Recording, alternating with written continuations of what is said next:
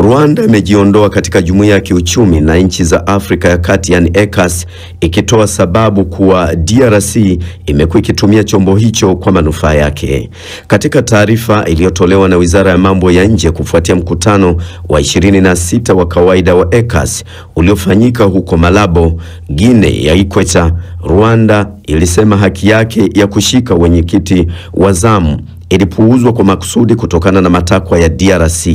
Rwanda na DRC zimekuwa na mgogoro wa muda mrefu, kila moja ikishutumu nyingine kwa kuunga mkono waasi. Ifuatayo ni taarifa ya mwandishi wa BBC Yves Bucyana akiwa Kigali. Tangazo la Wizara ya Mambo ya Nchi za Nje ya Rwanda lilishutumu baadhi ya nchi wanachama wa Jumuiya ya ECAS kwa kuiunga mkono DRC, ingawa haikutaja majina ya nchi hizo moja kwa moja. Haya yanajiri huku Kinshasa ikipinga mpango wa kukabidhi uraia wa umoja huo kwa Rwanda kutokana na mzozo unaoendelea mashariki mwa DRC, ambapo Rwanda inashutumiwa kuwaunga mkono waasi wa M23. Kwa mjibu wa tangazo hilo, Rwanda inashutumu ukiukaji wa haki zake kama inavyothibitishwa na maandishi ya msingi ya ECAS. Taarifa hiyo ilieleza na kuongeza kuwa haioni uhalali wa kubaki katika jumuiya hiyo ambayo utendaji wake wa sasa unakinzana na kanuni za waanzilishi na madhumuni yaliyokusudiwa. Tangazo hilo pia liligusia mwaka 2023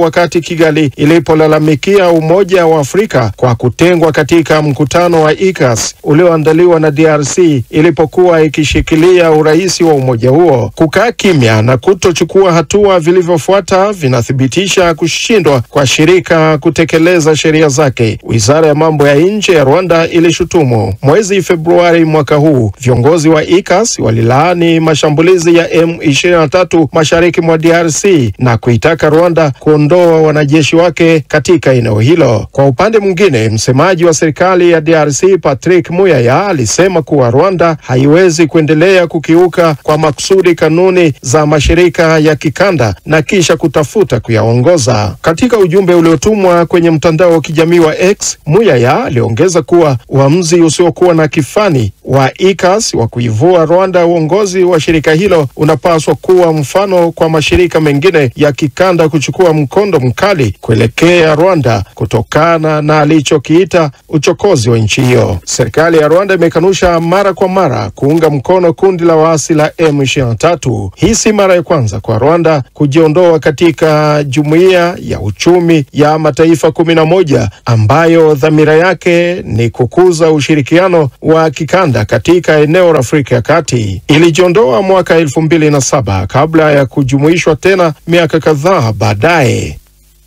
Namna hiyo ni taarifa yake Yves Bucyana. Na kutokana na hatua ya Rwanda kujiondoa katika Jumuiya ya Kiuchumi ya Nchi za Afrika ya Kati yani ECAS kwa madai ya kwamba DRC imekuwa ikitumia chombo hicho vibaya, katika gumzo tunadadisi kwa kina, ambapo awali nimezungumza na Didier Bitaki, mchambuzi wa siasa kutoka Jamhuri ya Demokrasia ya Kongo, lakini pia nikaungana naye Beatrice Kimaro, mchambuzi wa uchumi akiwa Kilimanjaro, Tanzania. Kwanza utakumbuka hii ECAS ilianzishwa miaka ile ya 83 na ikiwa inaungwa mikono na mataifa karibu 11, Rwanda, Kongo ya Kaskazini na Brazzaville zikiwa ni miongoni mwa mataifa hayo, na malengo yake makubwa wakati inaanzishwa ni kuendeleza biashara za ndani kwa maana ya ndani ya kikanda kwa kuondoa vile vikwazo vya forodha, lakini kukuza amani kwa maana ya usalama na utulivu wa kisiasa, kwa sababu utagundua kwamba mataifa mengi yanayounda hii ECAS mengi yanashambuliwa sana na changamoto za kisiasa. Lakini tatu ni kuimarisha miundombinu na hata kuunganisha zile jumuiya za kwa maendeleo ya kijamii pamoja na kiuchumi. Nije kwako Didier Bitaki, kujiondoa kwa Rwanda katika kundi la uchumi la mataifa 11 linamaanisha nini hasa kwa mtazamo wa kisiasa na vile vile ukigusia kiuchumi kidogo? Kujiondoa kwa Rwanda kisiasa kuna maanisha kwamba bado mzozo wa Kongo na Rwanda unachukua nafasi nyingine, unapanda juu, kwa sababu kushitumu Rwanda na shitumu Kongo, sasa inaingia kwenye kanda nzima. Ikitoka kwenye kanda nzima, Afrika haijafaulu kutatua mzozo ule. Hata kongamano za kikanda hizi kama East African Community au watu wa CRGL hawajafanya lolote, wameshindwa. Sasa unakwenda kwa ngazi nyingine hata kuharibu kanda nzima ya Afrika ya Kati. Sasa kisiasa kuna madhara ambayo yanatokea pale, hasa kuhusu Rwanda, kwa sababu Rwanda bado watu wake, yani Wahutu hao walikimbia 1994, bado wanajaa katika kanda hii la Central Africa, wamoja wakiwa Congo Brazzaville, wengine wakiwa Gabon, wengine wanakuwa hata Angola. Basi jambo hili nahisi kwamba litakuwa na madhara zaidi kwa nchi ya Rwanda kuliko kuwa na madhara yale kwa DRC, na inaonesha kwamba mgogoro unaoendelea baina ya DRC na Rwanda sasa huwezi ukapata ufumbuzi kutokana ufumbuzi kwenye maeneo ya kikanda. Lazima ufumbuzi wake utafutiwa kwa nchi pengine kimataifa, ndio wanaweza wakayatatua. Na mimi nahisi kwamba kuingilia kati kwa Marekani pengine kunaweza kukasaidia, kwa sababu chanzo cha migogoro hii ni uchumi, yani rasilimali za Kongo ndio zinapelekea kwamba sasa Rwanda hawawezi wakabaki wenyewe, na ikiwa kutakuwa nguvu zile ambazo zinaweza zikatoa Rwanda ndani ya Kongo, yani uchumi wake utahasirika. Ndio maana ameamua kujitoa kwenye kanda hii, kwa sababu Kongo inaonekana kuwa na ushawishi mwingi sana kwenye kanda ya Central Africa, kama vile Rwanda haikutaka kukubali ushawishi wa Kongo bado uendelee, ili wamshurutishe kujitoa kwenye ardhi ya Kongo. Rwanda kujitoa kwake kunaacha pengo kiasi gani kupungua kwa idadi ya nchi wanachama, hasa wakati ambapo Rwanda yenyewe ilikuwa ndio iwe mwenyekiti wa nafasi hiyo katika kanda?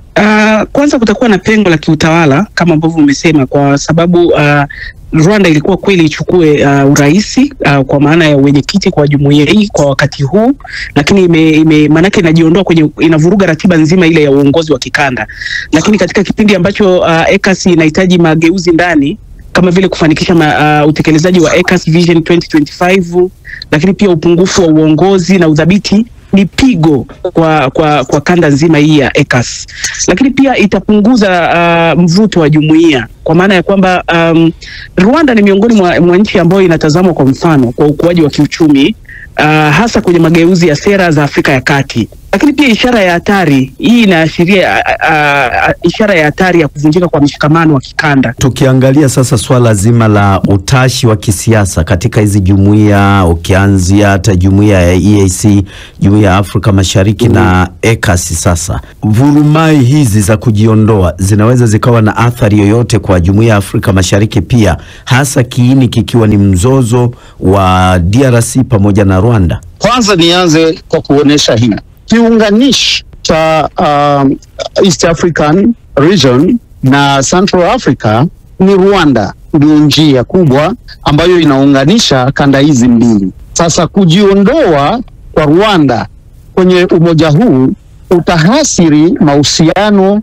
baina ya East African na Central African Communities. Sasa hao wawili wakiwa kwenye matatizo haya, lazima mmoja itaegemea upande mmoja, ingine inaegemea upande mwingine. Yani East African Community itakuwa kama imeegemea Rwanda, na alafu Central African Community itaegemea DRC. Yani ndio maana kwa uchambuzi wangu na kwa fikra zangu, nahisi kwamba mzozo huu ungetatuliwa haraka sana kimataifa, kwa sababu kanda hizi mbili sasa zinaanza kuzozana kwa ajili ya rasilimali za DRC, na rasilimali hizi hazifaidi Wakongomani, hazifaidi Rwanda, lakini wale nchi za kimataifa ambazo zinatoka nje ndio zinachochea mzozo huu kuendelea. Sasa kwa hiyo nahisi kwamba mzozo huu ambao unahusu DRC na Rwanda unajipeleka mwenyewe kuchukua sasa kanda zote na kuvuruga kanda ya Afrika nzima, kwa sababu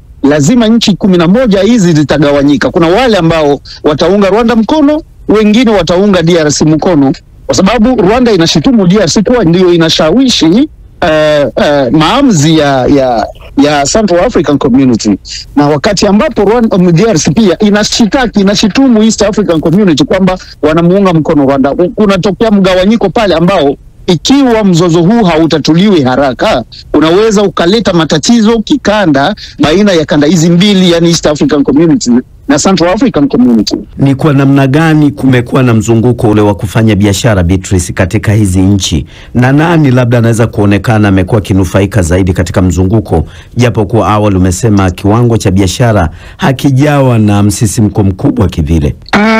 Kwa mfano nikiangazia Rwanda yenyewe, Rwanda imefanya biashara kwa kutumia mlengo huo wa Central Africa kwa 8% tu, tofauti na ilivyofanya kwa mataifa mengine ya nje ya Central Africa kama East Africa na sehemu nyingine, kwa maana ya kwamba biashara nyingi za Rwanda ziko ndani ya Jumuiya ya Afrika Mashariki kuliko zilivyo kule Central Africa. Na mwelekeo wa Rwanda ni kwenye East Africa zaidi na kuangalia zaidi kwenye masuala haya ya muungano wa Afrika, kwa maana ile muungano wa zile nchi 52 za Afrika ambao unalenga kuongeza fursa za kiuchumi hususan kwa mataifa hayo. Kwa hiyo utaona kabisa kwamba Rwanda imeweka nguvu kubwa sana kwenye miundombinu hiyo ya kikanda ya East Africa, kwa mfano reli ile ya SGR, lakini kushirikiana na Tanzania zaidi, lakini hata zana nzima ile ya usafirishaji na huduma, hata masuala ya IT kwa maana ya tehama na elimu na afya imewekeza zaidi kule kuliko ilivyowekeza kwenye Central Africa. Kwa ni nani anafaidika zaidi? Utaona kabisa kwamba ni kama alivyosema, siwezi kusema Rwanda inanufaika zaidi au Guinea inanufaika zaidi, lakini kupitia mgogoro huu maana yake hakuna hata mmoja atakayefaidi, ila inaleta mpasuko ndani ya jumuiya, kwa sababu wako ambao wataenda kuisupport Rwanda, wako ambao wataenda kuisupport Congo Brazzaville. Namna hiyo ni Beatrice Kimaro, mchambuzi wa uchumi akiwa Kilimanjaro, Tanzania, lakini pia nilikuwa naye Didier Bitaki, mchambuzi